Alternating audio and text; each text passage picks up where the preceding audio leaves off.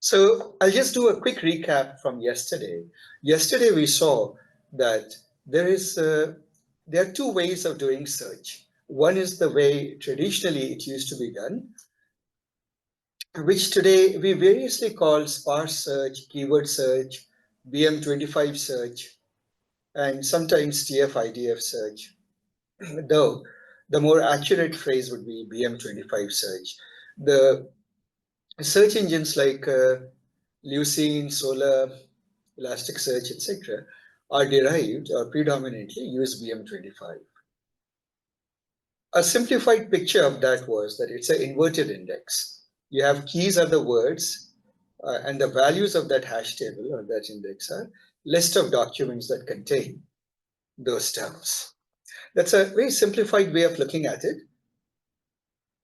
Then we talked about a neural language understanding machines. We talked of these machines, BERT, for example, we took, whose defining quality, these come under the architectures called transformers. The defining characteristic is they seem to have a very high degree of understanding of human language. Because they do have, we can use that with a certain kind of loss function to train what are called sentence encoders or sentence BERTs initially, but now they are just called sentence encoders or text encoders. What the way you train them is a form of contrastive loss. You give it a triplet. You give it basically these days you just give it a pair, not a triplet. You give it a text and a similar text, and what it tries to make sure is that in that mini batch of data, the text and the similar text are closer to each other than the text's closeness to any other text in the batch. But we can think of it as in a simplified way as a triplet, that you have something similar, something not similar. You want to maximize the similarity between the text and the similar text while minimizing the similarity between the text and all other text or some random text. When you do that, you get this lovely thing called semantic embedding. The machine uses its understanding of the text to produce these embedding vectors. Because you can produce the vectors and you can do nearest neighbor search in the vectors using technologies like FAS, what it leads to is enormously cheap computations relative to directly feeding a document and a query into BERT and comparing them. So this led to the whole revolution of semantic search, and vector databases became quite relevant and popular. And as you may have seen, 2023 was the year in which there were a lot of vector databases and these technologies coming on the horizon. So we can use that to search, build a search engine, and we entered there. The topic today is RAG, Retrieval-Augmented Generation. So with that review of last time, and before I move on to RAG, if anyone has any questions, please feel free to ask now. Otherwise, I'll move to RAG.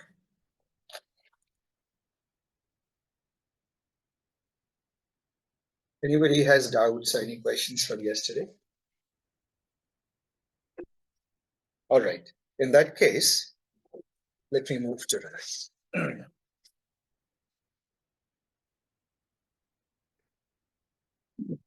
What we're going to talk about is retrieval. It's called retrieval augmented generation. But what does this term mean? It means that you can look at it two ways, from two perspectives. So I'll just mark it, two perspectives. One perspective is, number one, is that we are all familiar with LLM. ChatGPT has made it very, like just about everybody conversant with what an LLM is. These are generative models. What they do is, if you give it a question, If you give it a query, or what you nowadays call prompt, it will respond with text. Generally, the text that comes out is an answer to your query. That's how typically we think of this chatbots, this chat LLMs. Now, the problems with using an LLM is that the three problems are: they hallucinate. What does it mean? Sometimes they make up answers. Right? Secondly, they are dated. They are dated. What does that mean? Let's say that you train a model, and training these models is prohibitively expensive. So suppose you train it on, let's say, January 1st. What it means is all the events that have happened since then, it won't be able to tell you about, right? And C, they are not aware of confidential data, in particular corporate or enterprise data sets, like for example, documents. They have not viewed them. So in the parametric memory of the LLM, which has been taught using open source data, open source text, typically from Wikipedia, Common Crawl, and um, from getting it from the social platforms and so forth. So that text is slightly different from the highly specialized text that belongs to your enterprise, for example. Let's say that your enterprise does very specifically aerodynamic wing design, right, for planes. So it will have a tremendous amount of information that A, is not publicly available because it's your differentiator, it's your moat. And B, you don't want it to get exfiltrated. You don't want it to leave your organization. So you will never let an LLM outside your organization be trained on that data. So for all of these reasons, the question therefore arises, how can we use the power of LLM? What's the main power of LLM? That it understands language. Two main powers we get from LLM. It has language understanding,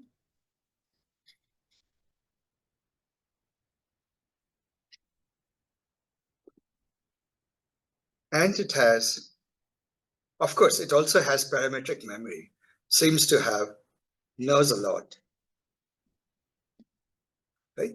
So the feature that we want to use is this, because there are use cases in which what it knows is not as relevant. But you want to give it information that it doesn't know. So how would you do that? How would you solve these problems? The way you do that is, we talked about the search engine last time. I will call it the retrieval system because that is the terminology people use. Retriever, and the LLM is the generator. So a query comes,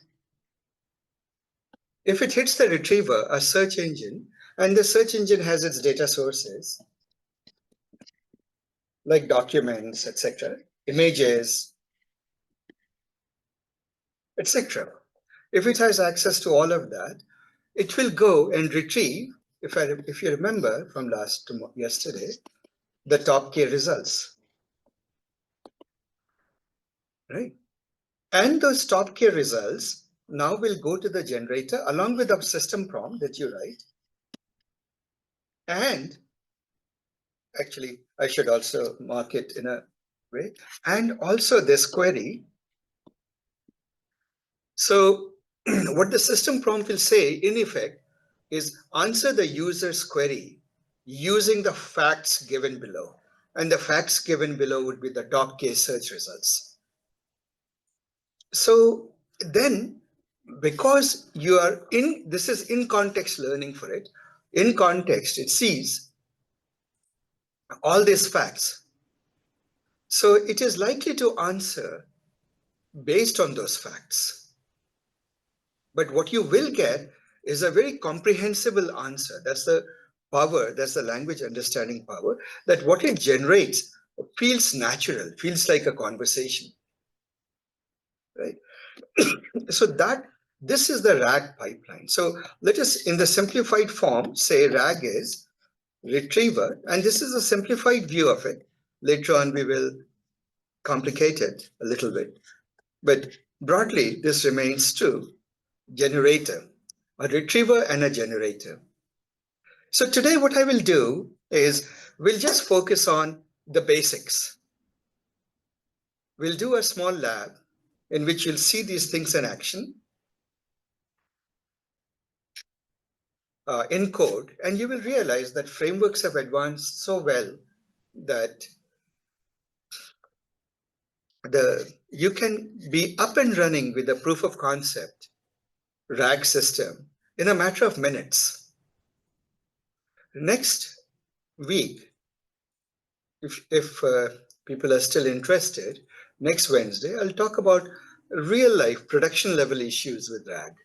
Like, what do you really have to do to make RAG work well? What are the problems with a basic RAG system like the one we are going to cover today? We may touch upon those, and next time we will explore it in greater depth. So that's how we'll proceed. Now, and retriever, let's just put the word LLM, and here I'll just say search engines. It may have multiple search engines. Like, for example, you may have a BM25 search, a traditional keyword search, you may have dense search. And so when you say a retriever, let's expand the retriever. The generator looks simple. The retriever, yesterday we left with the fact that if a query comes, you can fan it out to multiple search engines, right? So for example, one could be a semantic search. One could be your keyword search, the traditional search. And in reality, what happens is, when you take it to real life, based on who the user is, you partition the documents that you index because they are access control rules. You don't want to show or give code samples as result to somebody who is an outside guest, for example, or to a salesperson. That person has no use for it. Likewise, to a developer, you don't want to give finance data. That also is of no use to that and shouldn't be given. So what you really have is multiple search engines, 2, 3, 4, of the different varieties, sitting upon different data sets. But just say that they all either produce results or don't produce results. So what will happen is they will all produce their own top K, top K, top K, top K results. Now the question comes, you want to ultimately produce just, let's say K is 10. You want to produce only 10 of the best from all of these. So how would you do that? You need a machine. Remember, we talked about BERT, that it was very accurate, but horrendously expensive. You bring that in as a re-ranker. The word you use is re-ranker. Re-rankers are used for two reasons. One is because really you have gotten far more results than you need. So you need to sort them. How do you put the sorted results coming from different search engines? You need to somehow resort it, re-rank it. So from multiple sources, so inevitably you have to re-rank it. Does that make sense, guys? You have no choice but to re-rank it. There is another reason to re-rank. See, when we do vector embedding of text and compare the vectors, it's an indirect thing relative to just directly comparing a query to a text. So a little bit of accuracy is lost. So, and you lose that because you don't want to pay the high price. On the other hand, if you just got, let's say top K was 10 and you got 40 results, surely you can compare your query very directly against 40 results, right? 40 is not that big a deal per user to run 40 inferences, right? And so you can do for better accuracy. And there is a third point actually, which is very important, and I would like to dwell on it a little bit: diversity. I don't mean diversity in the social sense these days. What I mean by diversity is, see, if I get a result, a document, my first document, let's say that here is a query, and the most similar document is D1. It is quite possible that there may be D2, which is saying pretty much the same thing, a rehash of the same thing, or has quite a bit of overlap, either verbatim overlap, or it says more or less the same thing, isn't it? And there may be D3. And so what happens is that if there are 10 documents which are pretty much saying the same thing, then getting 10 results to feed into the LLM is useless. You might as well have fed only one result to the LLM, to the generator, isn't it? So the way you get diversity, because you want to get 10 really relevant things, but not repetitive things. That is an important criteria when we build retrieval systems. So what you typically do is you pick the best result first. So it goes one here. Now you pick a document which has something to say which is not there in D1, right? The next most similar doc, let's say it's D3, and let's say that here is D11, or D, not 11, yeah, D11, because you added all of these documents, now you have 40 documents. So that's the way you would do and bring about diversity. So sometimes people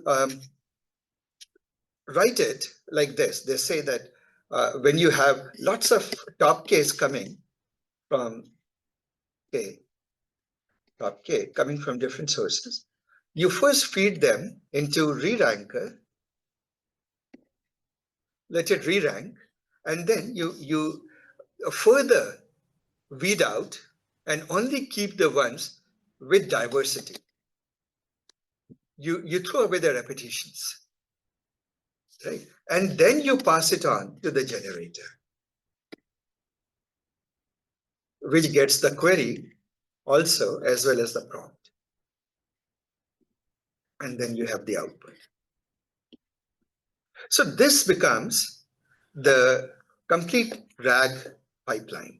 I have a question. Please go ahead. Here, it seems like adding more diversity is increasing accuracy. See, it goes to recall. If pertinent to answering this person's question is a fact, right? But that fact is not showing up in the most similar document, then in the answer you would miss the fact. The LLM won't be informed about the fact and therefore will miss it. I understand. That's the point of it. Yeah, maybe I was just trying to correlate that, in the typical keyword search, the more the results are having, lesser the diversity, better is the accuracy. That's what my intuition was. And that is true. See, I'll give you an example. Suppose I were to say, explain to me what, let me contrive an example. Okay, as a physicist, the moment I think of an example, quarks come to mind. So what is a neutron and a proton made up of? Yeah. Which quarks? And then it will be this quark. But suppose so an elementary answer would be, in a document that will immediately pop up, the neutron and the proton is made up of 2 up and 1 down quark. Neutron is made up of 1 up, 2 down quark, and things like that. Right? But, and there would be many such documents which explain it to the popular, to the layman. And so what will happen is your top 10 results will all be saying exactly the same thing, right? But a more nuanced answer is that inside the proton, the way you look at the interactions, they are like people think that they are muons being exchanged between the quarks. That's how they interact with each other and things like that. So a physicist answer would be a little more nuanced. And there would be even effective theories of the structure of proton and neutron. So the question actually is very deep. What really is the internal structure of a proton? But that is not visible, that is not obvious in a sort of a layman's way or a high school physics book interpretation. So what will happen is there will be somewhere down a document that will be talking about quantum chromodynamics, right? Which will talk about which will use words like hadron, of which neutrons and protons are examples. And it will talk about all sorts of pictures of of the internal dynamics of these hadrons, right? So what happens, so you think about it, if you just get the first doc and this first simple answer is a hit, quite likely your top 10 hits would be exactly the same rehash, and you would miss a much more nuanced answer to it. Whereas what you want the LLM to say eventually is, in a simplified way, you can consider a proton to be made up of 3 quarks, 2 ups and 1 down, and neutron to be other way. However, these things are explained by quantum field theory, which posits this and that, and the quark-quark interactions are given by quantum chromodynamics. That's a more complete answer. You see that, right? Yeah. And that is the point why diversity is important. Okay, thank you. Yeah. Asif, Yes, please go. I've got a few questions. I probably had not looked at the re-ranker closely before. So one of the things is, do we need a different, I mean, I've got a few questions, so wait for the end. So one question is, do we need different sources of, search, tools in order to feed in order to bring all the top K outputs in order to feed the re-ranker? That is one thing. And let's say each of them produces top 10K. Is it possible that all the top 10Ks are the same, for each of those search results? And They then, would be. Yeah. Okay, yeah. go ahead. Let me write your questions. One is, Sorry. do Do we need different we sources? Yeah, like need semantic search, multiple? keyword search. Do we really need all those? Second is, they might be similar. All the top K might be similar to each other or the same as each other. I don't know if that is possible. Yeah. Second thing Okay. is, yeah, so finally, what the output, when the re-ranker brings about, let's say, the top 10, is it necessarily 10 or could it be less than 10? Okay. Does it have to be 10? So I'll start the last one. No, it's your choice.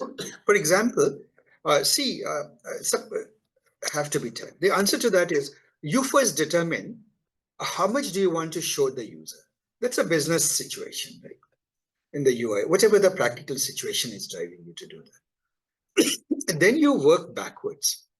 See, if you can have the individual searches produce any number different from 10, it doesn't matter.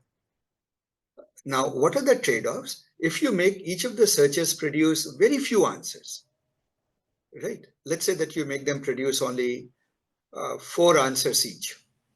So you end up, let's say you have 5 answers each. So you have 20. So then you are searching from within 20. By the time you re-rank, it may so be that diversity doesn't get a chance. All those 20 documents that each of it is basically not 20 documents. It looks like 20 documents, but they are repetitions. Like all the search engines brought you more or less the same doc. So the question is, will there be overlap? There's quite a bit of overlap if they have been indexing the same data. Like for example, a dense and a sparse indexing of the same documents, there's a high chance that there will be overlap. It depends. See, Sanjeev, if you remember, I keep saying the sort of a in the spirit of the no free lunch theorem, that in machine learning, in our field, in situations like this, there are no a priori answers. You have to experiment and find. So in certain domains, a dense search may be enough, right? A dense vector search. But the general recommendation is, in the very least, use hybrid search over dense and sparse, or dense and like vector over the neural semantic search, as well as the keyword search. Do that. That is considered to be a minimum worth doing for safety. What do I mean by that? I mean that sometimes people just give a word or two, and there is not enough semantic content to make head and tail out of it. There are situations, there are quite a few situations. If you go to Google it up or look in Perplexity and ask trade-offs between neural semantic search and traditional keyword search, you will see a comparison, like pros and cons come out. Most of the pros favor semantic search, which is why you can't live without. But there are cases where the keyword search is at an advantage, because keyword search is pretty cheap and it has been there for decades now. So the best way is to combine both and feed it to a re-ranker. And for the sake of diversity enforcement, you want to make sure that what you feed to the re-ranker is a sufficiently long list. Because when it goes about deduplicating, why? Because as you pointed out, there can be duplicates between the results from the semantic search and from the keyword search.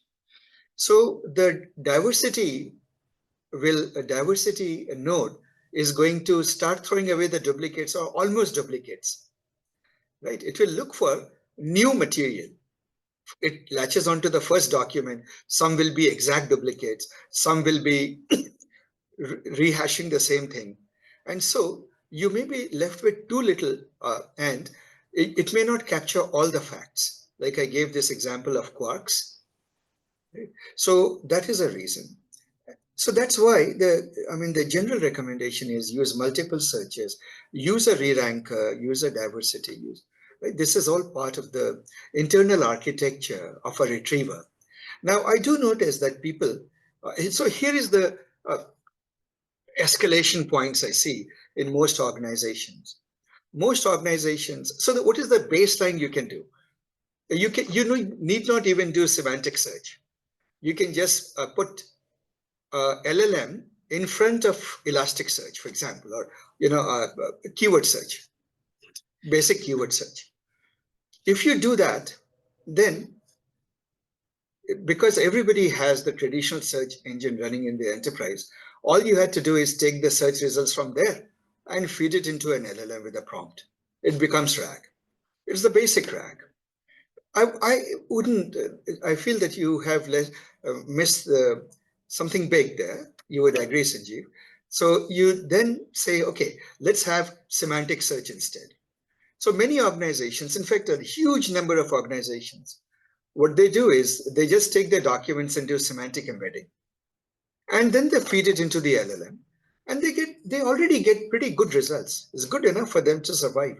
They don't need any better. If they don't need any better, that RAG is enough for them.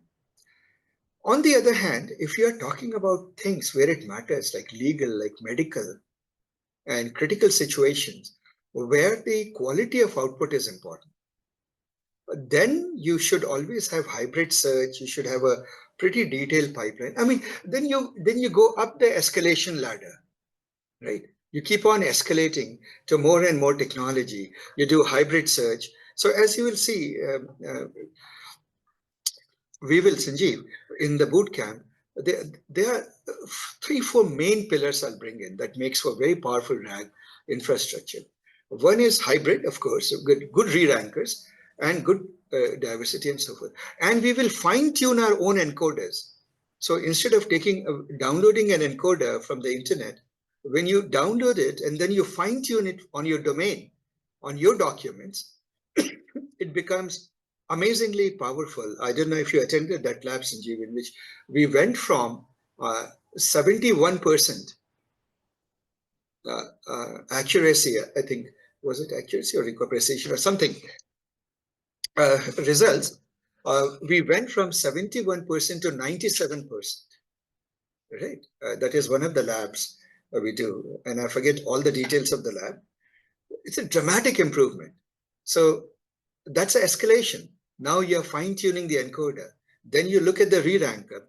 One of the problems is, in my experience, most of the re-rankers haven't been trained enough. You can do further training, fine-tuning of the re-rankers, and to good effect. You can do that. Then you end up with a good retrieval system. Then what else can you do? What are the other big ideas you can bring?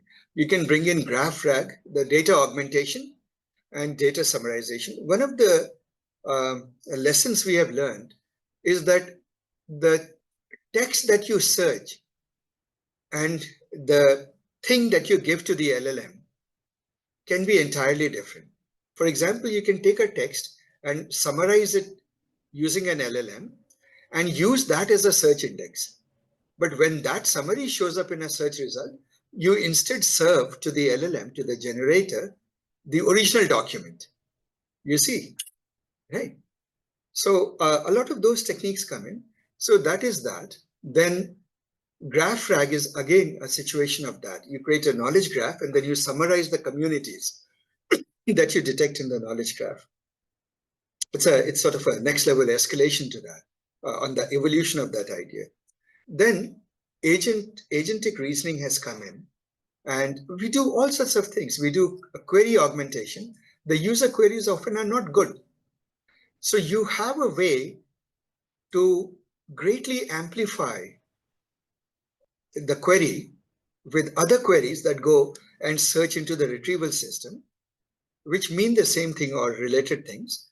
And then you feed the search results into that. And for all of these things, agents are useful throughout the pipeline. For example, they're useful to see the results that come out and have the results hallucinated and not. Okay. So again, it's a bit of a digression, but the point is that RAG, where it really matters, has evolved into a fairly large technology stack, and it's growing by the day. The number of research papers on this topic is so many that I've lost count of it now. So that, I suppose, does that help you, Sanjeev, answer your question? Yeah, definitely. But you also said fine-tuning re-rankers, so maybe you'll take it up at some point, because I Oh thought yeah, you are it's just a there in that, utility. you are in the boot camp, Sanjeev, isn't Right, it? right, right. So I So kind you of will, assumed that it was just a utility, but since you said fine-tuning, I think maybe that's more work than just that. yes, it is. When we do the RAG bootcamp, we'll be fine-tuning our encoders. We'll be fine-tuning the re-rankers. We will be fine-tuning our LLMs. Yeah. We will be doing all of that. And then bringing in graphs and bringing in agents and all of that. So anyway, that's a good digression. Let's come back. So guys, now we got a little bit of an in-depth a look under the cover of what a retrieval system really is, isn't it? This is search engines, query goes in. This is the retrieval system, top K, re-ranker, diversity, and then you give your best top end results to the generator with the prompt in the query. So then this whole pipeline of RAG, we can look at it from a different perspective also. This was the perspective we looked at it from the LLM limitations of LLM point of view, right? And therefore the word retrieval augmented generation, because LLM is the generator. LLMs hallucinate, they are dated, they are not aware of confidential data, right? They have not seen your confidential data. So we can do it. Now, the other perspective that you can take is from an information retrieval perspective. See, when you write a query in a search engine and it comes up with search results, then what happens? You have to drill down into the search results and read those articles and understand those articles, isn't it? Or watch those videos. So it leaves a lot of work. It just solves half the problem. It just says, I'm giving you hints, go pursue it. Pointers, go pursue it. Now, the advantage of RAG is it does the second part of it. It goes, reads those documents, those pointers, understands them because it's a language understanding machine, and creates a proper answer the way a human being would have answered your query. And that explains why you notice that many people here, at least, say that they have gotten so used to perplexity. It's been a while since they went to Google. That's a huge statement. There was a time none of us could live without doing at least 100 Google queries a day. We keep Googling. It is the most ubiquitous tool in our arsenal. Just to live, find out, act, do things, we search. But now people say quite often they go to these RAG systems to search, because when they ask a question, they get an actual answer, not just some pointers. Are we together, guys? So that is RAG.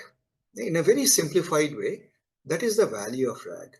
Now I'll speak to the computational cost of it and some product aspect of it, non-technical aspects of it. People say that this is all well and good, but do you realize that we are shipping our search results over outside our organization to another organization, OpenAI? They may make all sorts of protestations and have contracts that they will maintain the confidentiality of it, or to Google or to Anthropic or to DeepSeek or whoever it is. But data has exfiltrated your organization, confidential data, confidential facts, isn't it? It is these days, HTTPS is pretty secure. It's not easy to break. Nevertheless, people can sort of create spoofs or do all sorts of things and create a, well, okay, let's not be there. So let's say that it goes into some organization. How do you know that your data has not been recorded? You can never be too sure. There's a legal contract, but you can never be too sure. And what happens if, for chance, that startup goes belly up and there is a fire sale of all the assets, including the data that the company has harvested?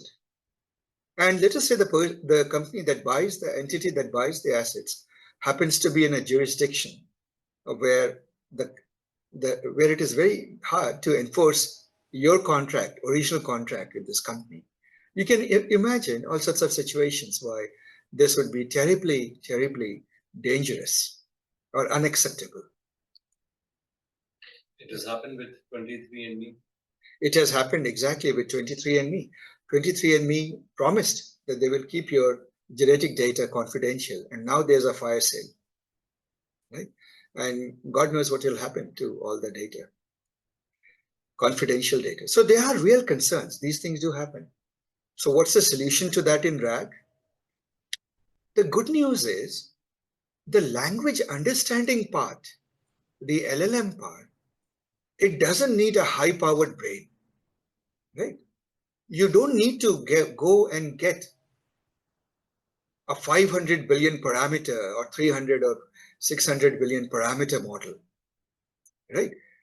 It turns out that from experience, if you take a tiny model like 1.5 billion, 2 billion, then the quality degrades generally. Though many people find that that is sufficient because the documents they are searching on are simple documents. Even that might work. And of course, the 2 billion models are getting smarter and smarter. Tiny models. One of the great initiatives is, for example, Microsoft's Phi series of models, Phi 1, Phi 2, Phi 3. And then lots of this. Now, Berkeley, for example, there's a paper out that uses the ideas of DeepSeek and manages to smarten up a tiny model of 1.5 billion parameters, and it develops reasoning abilities. So we are in a state of flux, but the one thing that is apparent is that the small models are becoming smarter and smarter. Now, beyond 2 billion, typical escalation point is 7 billion parameter model. So you realize that 7 billion is something that can easily run even on the laptop. So developers can test it. And when you run it on a cluster, you can have quite a few instances of those models and inferences being routed in parallel to a lot of that. So you can take a lot of traffic. Generally, 7 billion gives acceptable answers, and anything bigger, like 70 billion, for example, something in the range of 70 billion parameters, 40 billion parameters, is all that is needed most of the time. There are not that many cases where you need frontier quality models, like, the GPT-4o kind of class of models. Are we together? So that solves a major problem that we had, that of data exfiltration. You can keep your search engine in-house, and you can keep your LLM in-house. Do we see that, guys? So that actually used to be quite a big concern in 2023. But with the coming of open source models, that concern has disappeared. Are we together? But there are other concerns. What happens is that it is the trade-off between accuracy and compute cost. So what happens is that the more you escalate, you go up the escalation ladder, the greater accuracy you want. See, to get baseline accuracy, you can just use keyword search and feed it to an LLM, a tiny LLM. You'll get still some reasonable answer, or you can feed it to a 7 billion parameter model or something like that. You'll get reasonable answers. But then you start doing neural semantic embedding. Cost escalates, but then accuracy goes up. Then you start doing re-rankers, you use multiple hybrid architectures. So generally what happens is, as you bring in bigger and bigger guns, you do have an escalation. Actually, I should write it like this. All right, guys. So this line, by the way, may not be accuracy. I don't think it is an exponentially growing curve, accuracy or performance. Let me just call it performance. Actually, accuracy is not a good model. Performance by some measure will, I suppose, it will show some sort of a curve like this. It will ultimately be an asymptote. And what you have to ask is, what level of performance do you expect from your RAG? Quick question. Yeah. When you say performance, is that latency? No. No engine. We are not talking engineering performance. We're talking AI performance. RAG's quality of results, quality of answers, right? Yeah. How well it can answer the query. So why is it not accuracy? I would thought accuracy is not usually a measure for a search, right? You use things like, for example, when you do information retrieval. So is it relevance then? Relevance searches. Relevance is the word, but the specific measures you use, and we will cover it in the RAG bootcamp. They are mean average precision, mean reciprocal rank.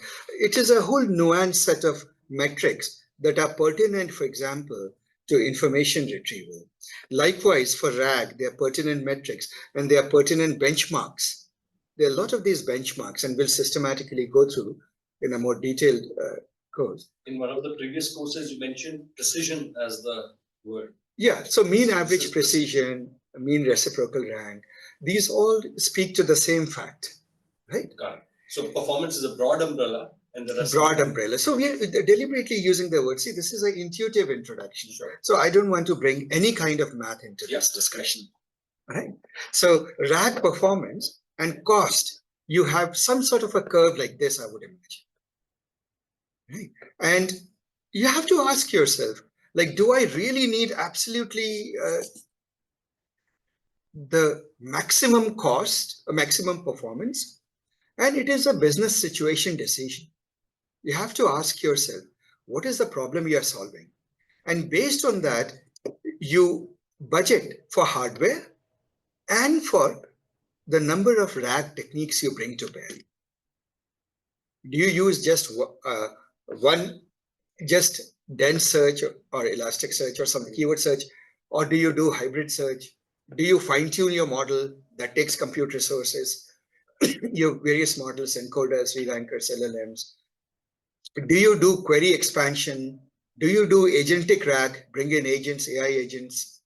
Do you bring in graph RAG again? And storage goes up, compute node goes up, right? Many things go up. And as you go up the escalation ladder, cost goes up, RAG performance goes up. You have to decide what is right. The other thing that happens is that the higher the RAG performance, it affects the more the inference time computes.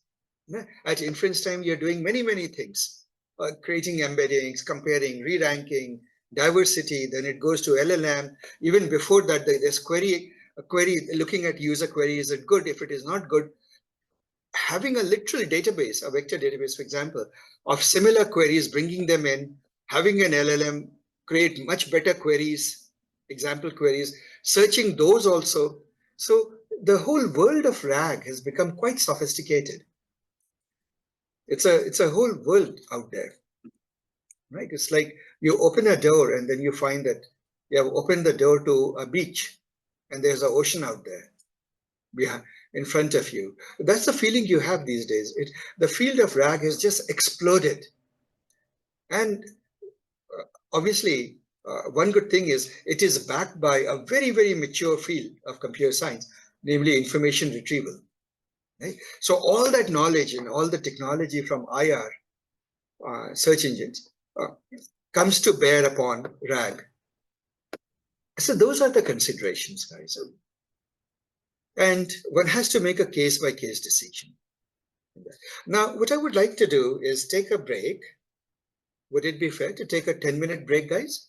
And then follow it up with a little lab. I would like to show you how easy it is to do a lab to create a RAG system. All right. We'll create a RAG system using a Frontier LLM, and we'll create a RAG system in which everything is in-house. Right? Two simple examples. But and I apologize for those of you who are non-coders. These examples, though, I must tell you, are so simple, and I've written it in a language that it reads like English. So it should be, you can actually sit through it and benefit from it. So what I want to show you is that we have two directories, and those directories contain, well, why did the UI become like this? But anyway, it has become like this. I'm using cursor, guys. If you want to know which ID I'm using, it's cursor. Now, this is a project. I call it Simple RAG, and we are using a framework which is LlamaIndex. There are many frameworks that do a very good job with RAG. LlamaIndex I prefer because I felt that the code base was neat, relatively. I used to initially started with, long ago I started with LangChain when LangChain came out. And LangChain does an amazing job. It's a vast ecosystem of generative AI tools. But our experience is when you try to go to production with it, you struggle. And many people shared that experience. But then when I moved away from it, now people are telling me that they have gone and fixed all those issues. And it is worth a second try, which I should give. But we are going to use LlamaIndex. Now, what I have done is, if you look into my terminal, let me increase the terminal and clear it.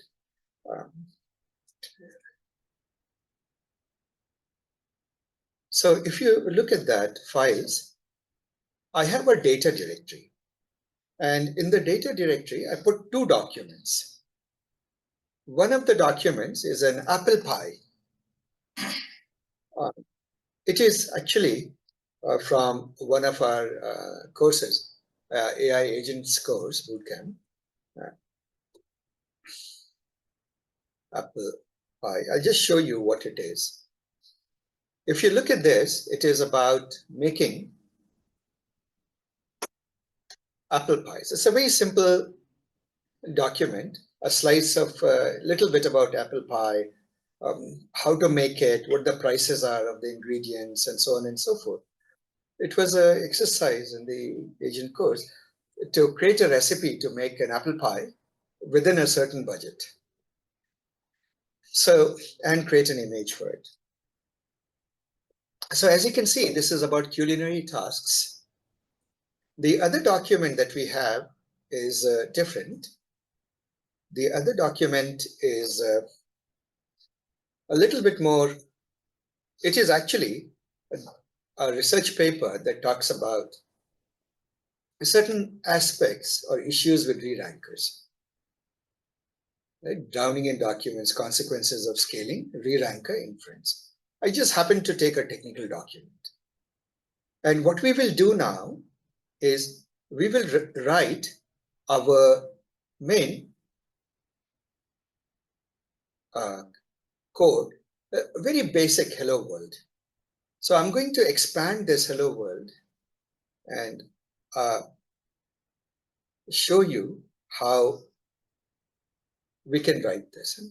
I tend to write code in a slightly object-oriented manner. All of this code will be on the course portal. So there's a hello rad class, nothing special. All you give it is the directory in which you have saved a data directory. In the case of rad, what is the data directory? It's the directory of our documents, right? The directory containing those two documents, those two PDFs in this particular case. Once you give it, the most simple implementation that you can do, and here we are using the framework called LlamaIndex, you can just say a simple directory reader. So what it will do is it will go into the directory and it will read all the documents that it can find there. They could be PDF, Word, whatever it is. It will read all of those documents. And once it has created the documents, it creates a data structure called documents, this list of documents. And then there is a vector store. Remember, in how do we search?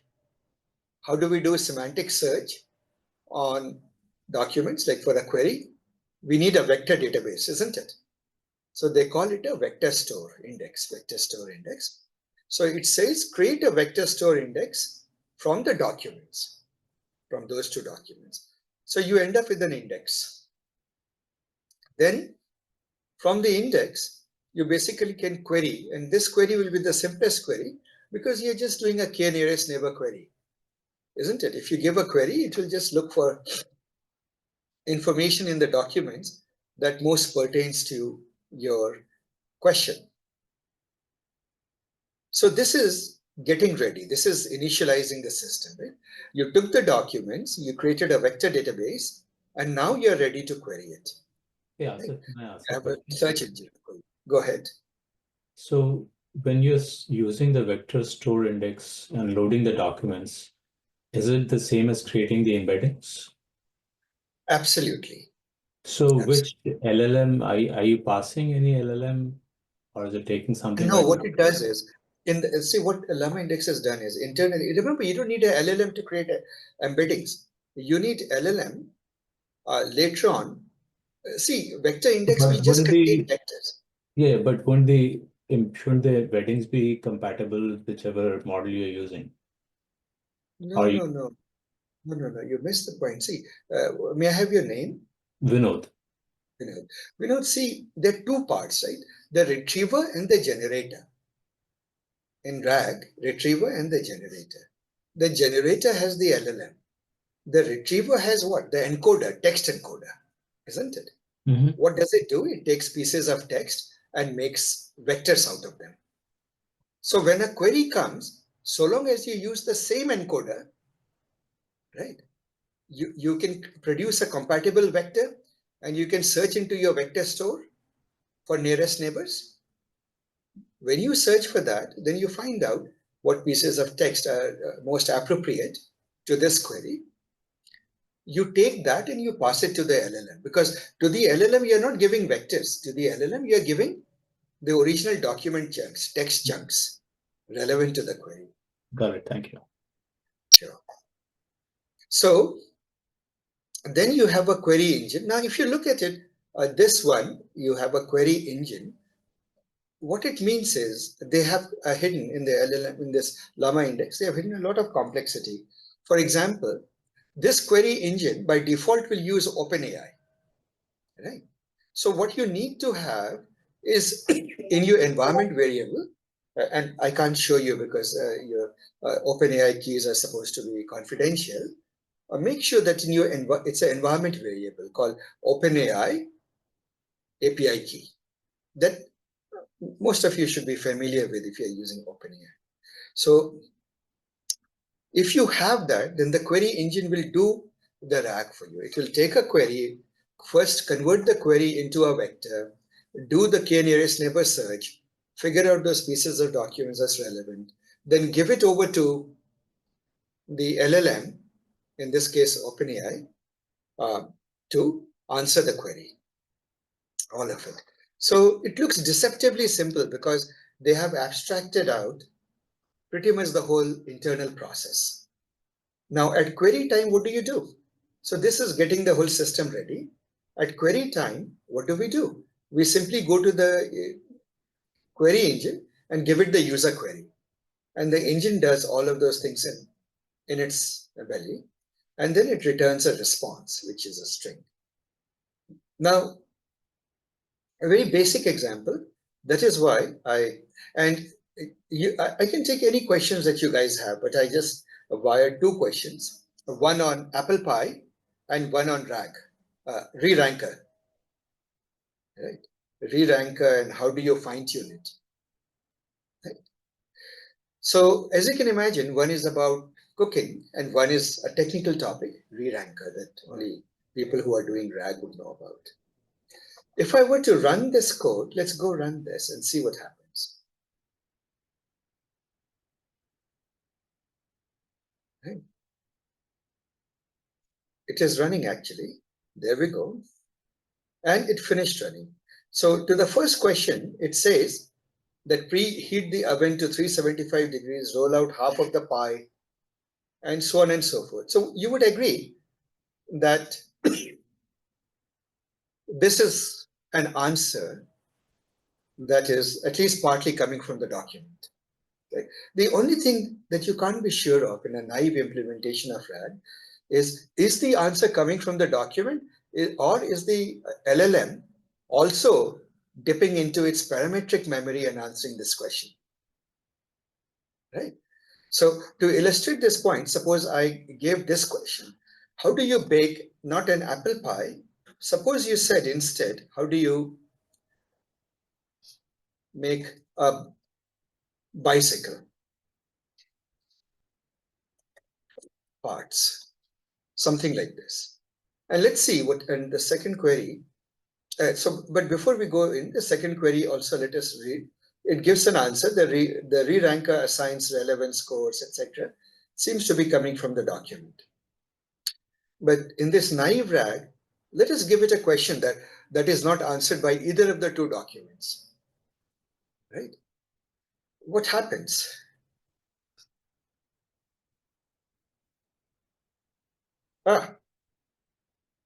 So you notice that this machine, this RAG system, has produced an answer anyway. Do you see this, guys, here? You can assemble a bicycle from parts by following the instructions provided in a bicycle assembly guide. Typically, you start with attaching the frame, blah, blah, blah. Isn't it? So where is it getting that answer from? From its world knowledge, from its parametric memory, right? So because neither of the two, so the search results, as you can imagine, would be empty, isn't it? The retriever would give it no search results. And so it would be going. On the other hand, for re-ranker, it comes up with it.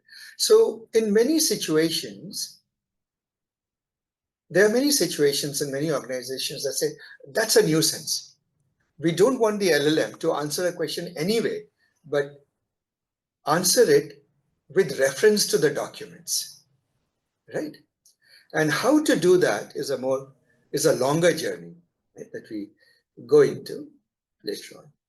So now this code, if you look at it, looks very simple, right? I'll just put this code again. You create a simple, you read the documents in a directory, and then you convert the documents into a vector store. We know what it means. When you read the code, after all the explanation, it should be pretty self-obvious what's happening here. The only thing is that what does the query engine do, as we do dot query engine. There, one second, there, it does all of that. Takes the query, creates a vector out of it, does a KNN search, gets the result, passes it to the LLM with the prompt. Yeah, go ahead, Rajesh. The question is like, you uploaded 2 documents. Yeah. Right? So it's creating an embedding and storing in vector data store. Will it create like multiple chunks of data, related data, and create multiple points, or it will be 1 point per document? So may I invite you to, I can answer that question, but I don't want to, because then you won't explore. That's a lovely question to ask and find the answer to. Okay. And the follow-up question is, when the information is sent to OpenAI, Yeah. it is sending the entire document, or No, chunks. chunks of document, related document, related. Okay. That's right. So it is not sending the vector embeddings to No, OpenAI. it doesn't. Vector embeddings it can't send. You can't send vectors to an LLM. You have to send text tokens.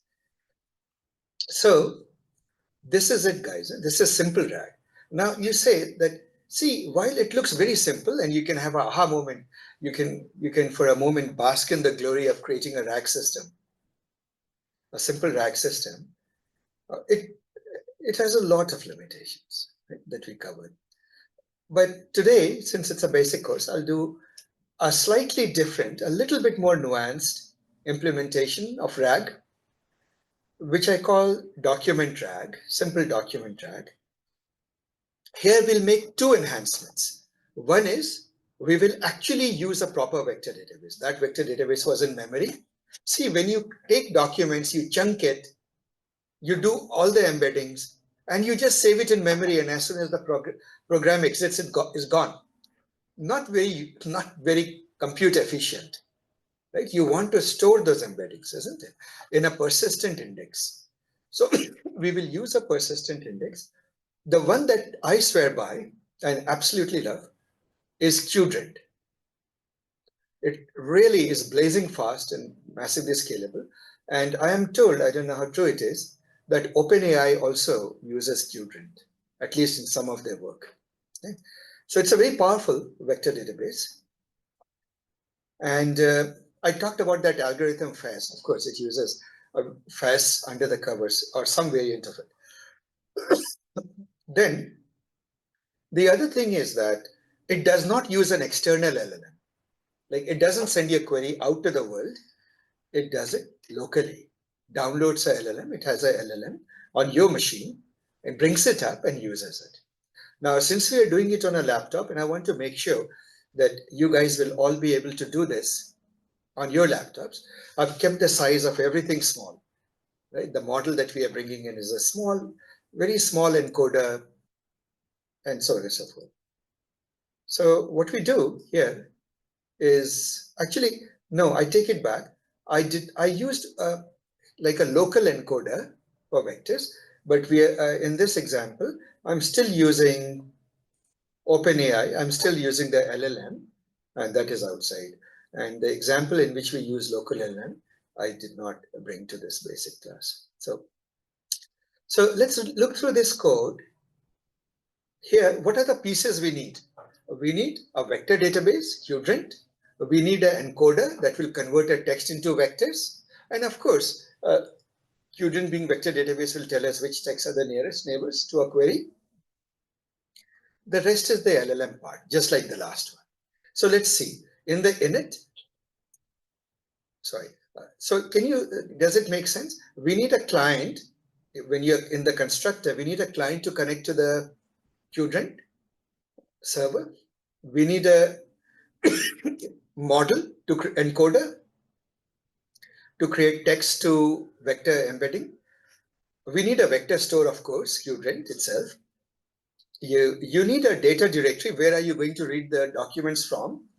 And so there's a little bit, then index refers to which particular index, because a vector database can have many indices.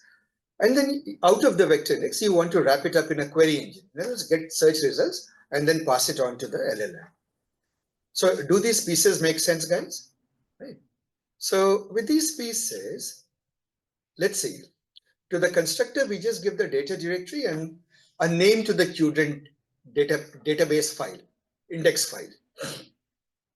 What it does is it creates a QRent client to the to a DB path, database path, and if needed, it opens it up. Then you can do an embedding. You need an embedding model. We have used the smallest one, all mini LM L6 V2. Just think of it as a very small encoder. Right? Then we say settings.embed model is this. This is a LlamaIndex specific way of giving the configuration. Now, when we create a vector store, you see that you don't just say, give me a vector store. You are very specific. You say, give me the vector store, that is the QRent vector store. And by the way, here is the QRent client to talk to it.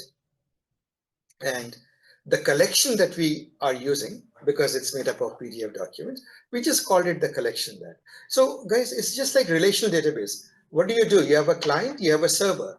You connect to the client connects to the server. The first question that comes up is, what is the name of the schema that you're connecting to on the server, isn't it? So in the same way, for documents, it's usually called collection name, right? And the word is pretty common in information retrieval. For example, Elasticsearch would use the same thing. Which collection? Those indices are called collections.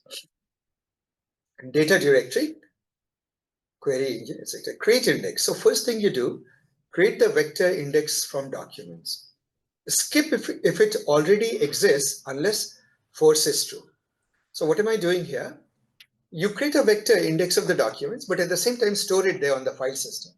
So the next time you're asked to create it, just check if it is already there. If it is there, don't do anything. Just use it. Unless force is true, it means recreate it. Collection is self-client get collection. This is just going knocking on the doors of that collection and checking if it exists. And if it exists, then if it doesn't exist, then you go and do exactly what we did before. You go read the documents and then you give it to the database to index, and the rest is exactly the same. You query engine, you create a query engine, and then the query part more or less is the same. You get a query string. If the query string is bad, you throw an exception. It's just good hygiene. Then this is very much the same as before. You go to the query engine, give it a query. It behaves like a RAG at the end of the day behaves like a search engine. You give it a query, you get instead of getting a list of search results, instead you get an answer, textual answer. And so you get that answer, which we can see here. Let's say that we open this, create an index. This will create index only if it doesn't exist. So one good thing is that once you have run this code once on your machine, first time it will be a little bit slow because it's indexing the document. Thereafter, it will run pretty fast. Right? And for questions in the question, do this. Are we together, guys? Right? And I can run this too.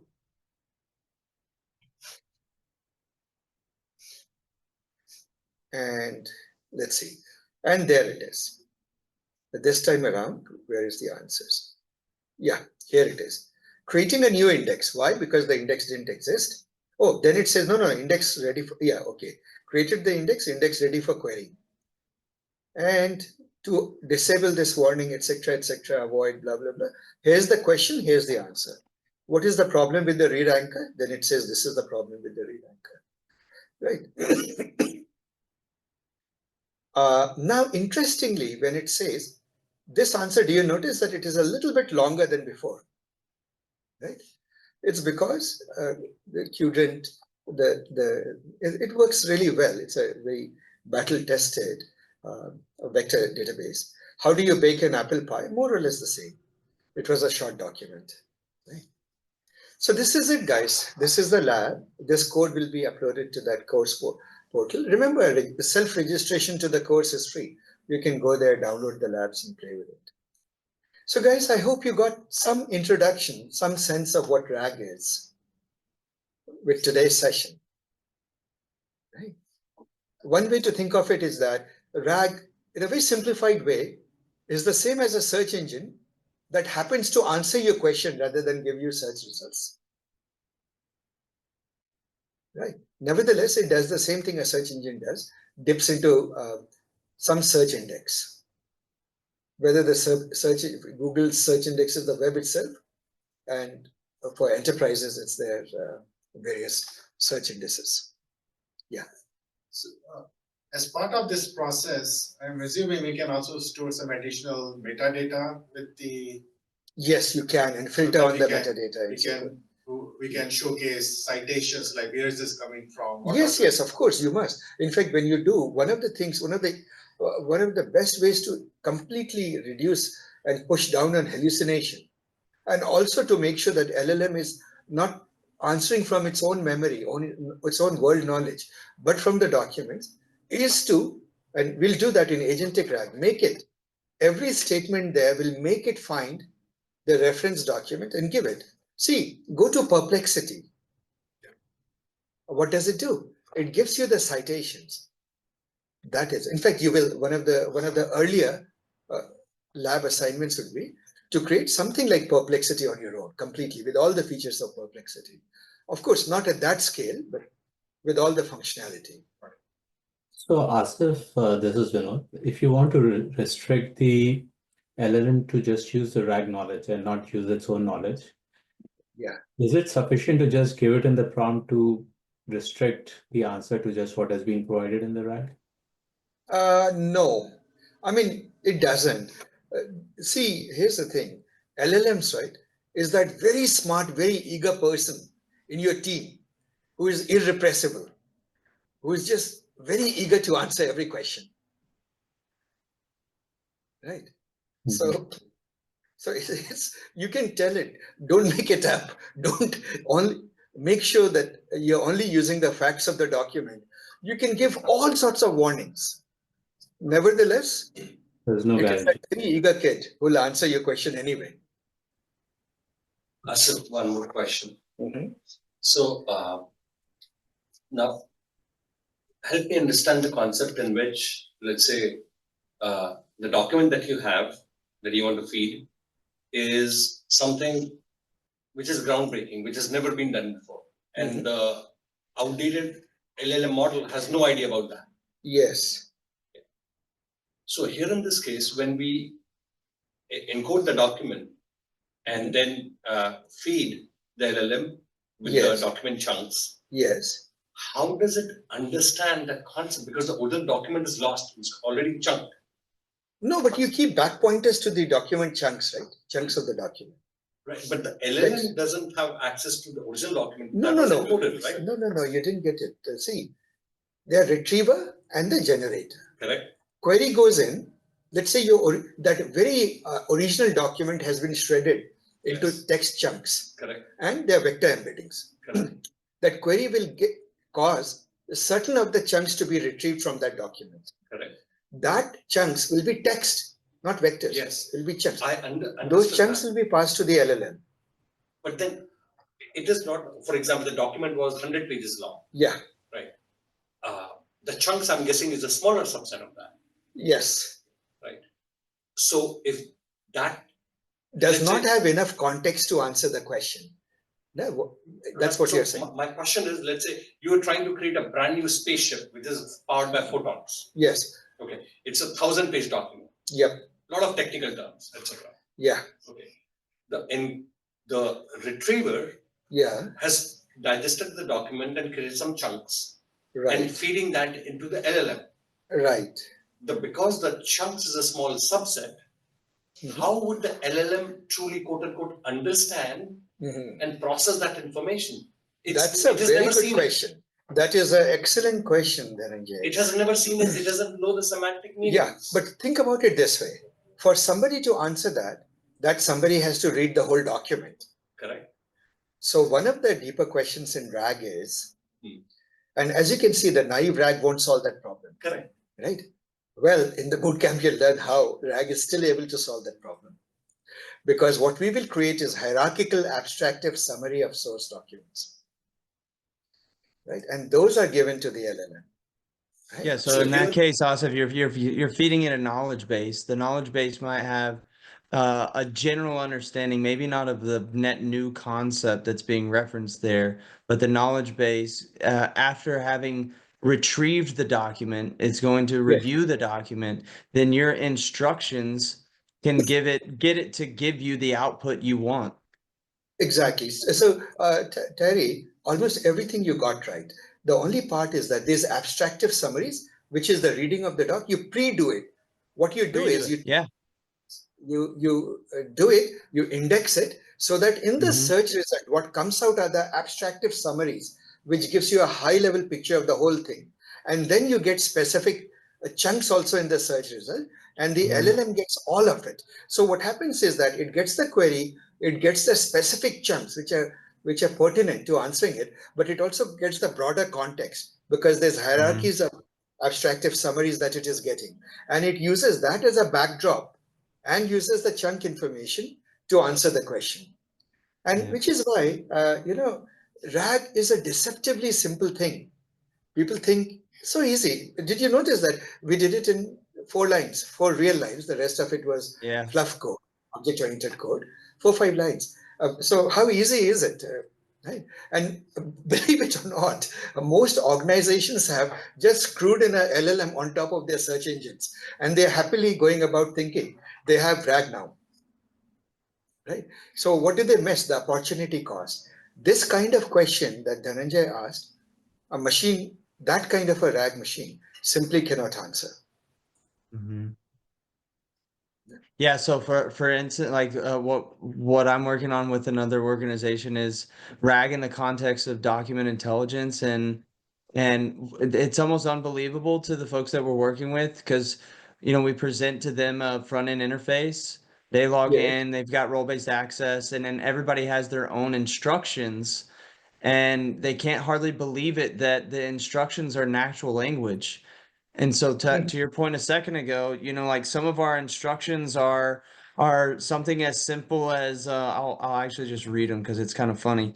It's every time we have it for like quality control.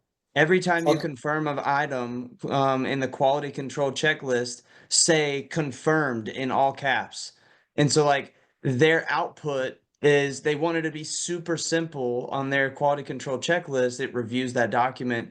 And then because our instructions are put it in all caps, their output is, yes, we've looked at these, confirm, confirm, confirm, confirm. Like something as simple as using commas, we just tell it, use commas, structure it nicely with bullets. Right. So yeah, in such a system, right, I would strongly recommend Pydantic and Instructor frameworks, which I will.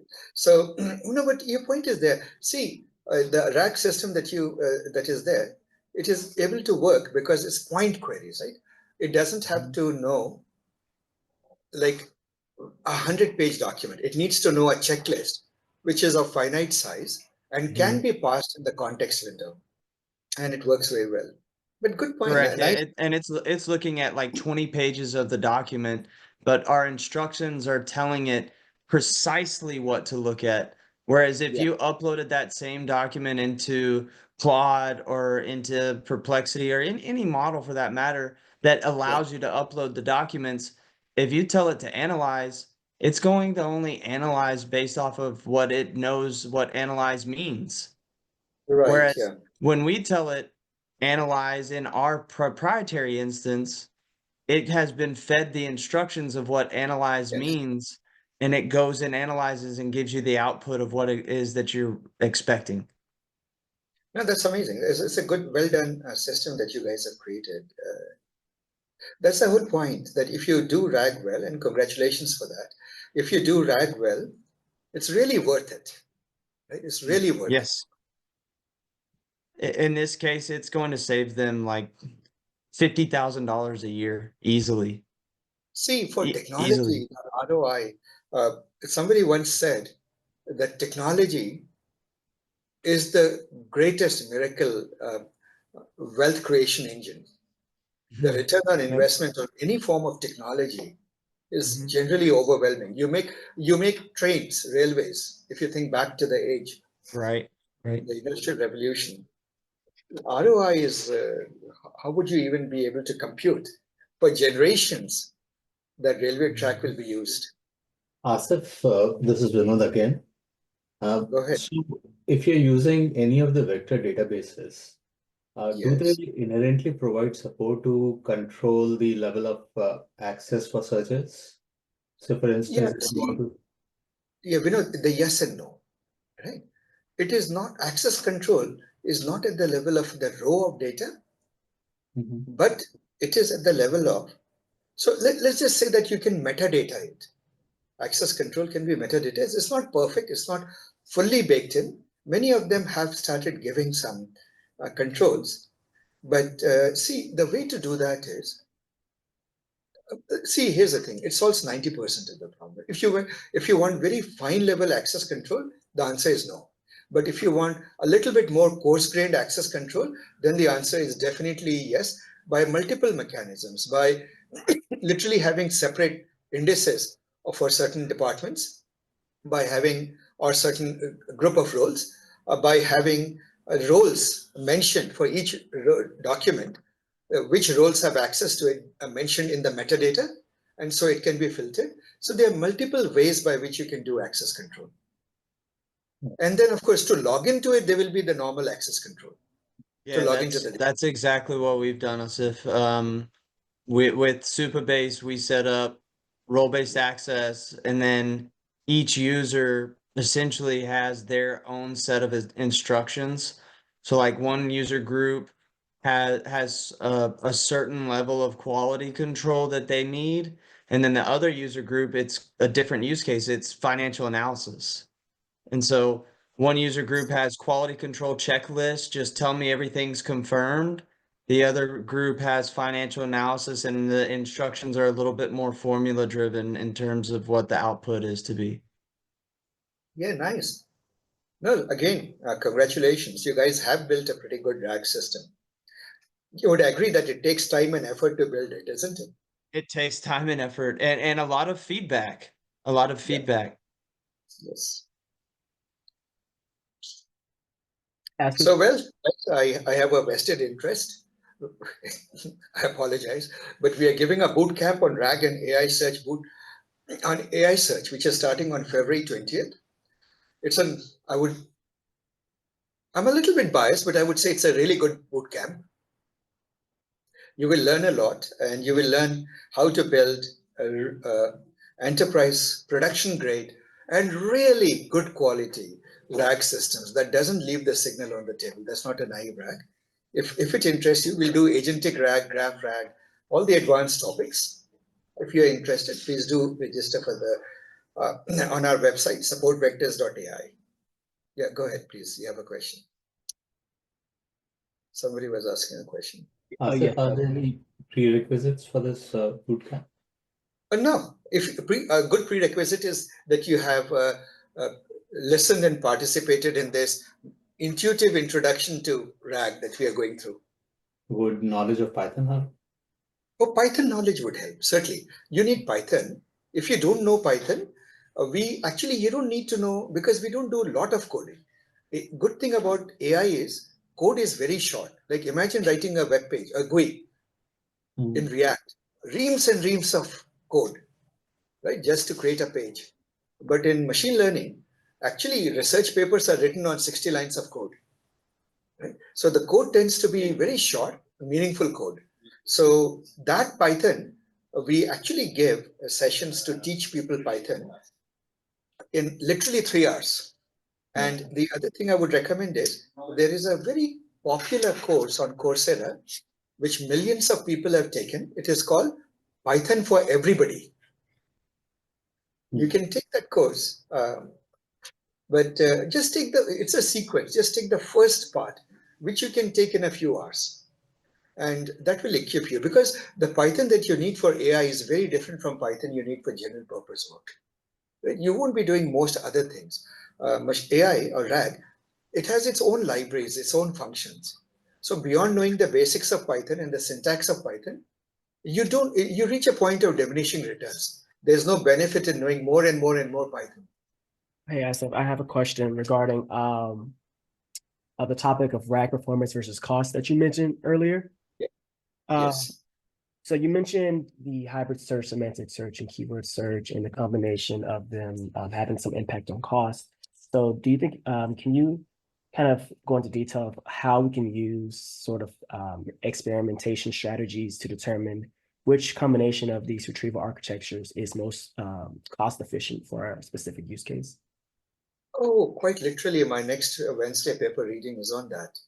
So that paper, though I must say that I felt the paper was a bit, I'm not sure it was completely objective. It did a study of all sorts of techniques to make RAG better. And it came to the conclusion that two of the techniques that it published in two of its research papers were the best. So, well, jokes apart, you get the feel. I mean, we can talk about it. Generally, right, escalate it slowly. Like, for example, hybrid RAG, hybrid search, everybody should use. And it is fairly inexpensive to set up, right? Then that will require you to have a re-ranker. Beyond that, any escalation, you think whether it will give you the benefit or not. And of course, you try it out with small LLMs in a dev environment. If you see the benefit, then only you start scaling it up from there. Any other questions, folks? Yeah, so just one more question. This is regarding the agent bootcamp that's already in progress. Is it too late to join that? Oh, not at all. Not at all. All right. Thanks. People keep joining our bootcamp throughout the first month. Because of that, we have multiple vehicles to make people catch up. After the first month, it would be too late. At this moment, we have barely had 2 sessions. So you're in good hands. First day is a very high level introduction. Second day, we just took examples, the simple examples. And remember here, it's not that, you listen to the sessions and then if you don't understand, you're lost. There are 6 teaching assistants. It's a whole teaching team of some really bright minds. There are people in the team who are really bright, they're top rankers from IIT and US PhDs and so forth. And they are there for you to sit with you patiently and guide you forward and help you catch up. Okay, thank you. Yeah, one comment from me, just if it helps. Definitely the TAs are very valuable when you get stuck. So thank you, guys. Oh, thank you, Pradeep, for that endorsement. So it means that you have been talking to the TAs. Yes, yes. Wonderful. Yeah, this is the difference between us and others. We like to have a high engagement environment. We make sure that we carry you forward. We don't let you, once you are here, right, we try our level best to make sure that you achieve your learning goals. All right, guys, if there are no more questions, I'll end today.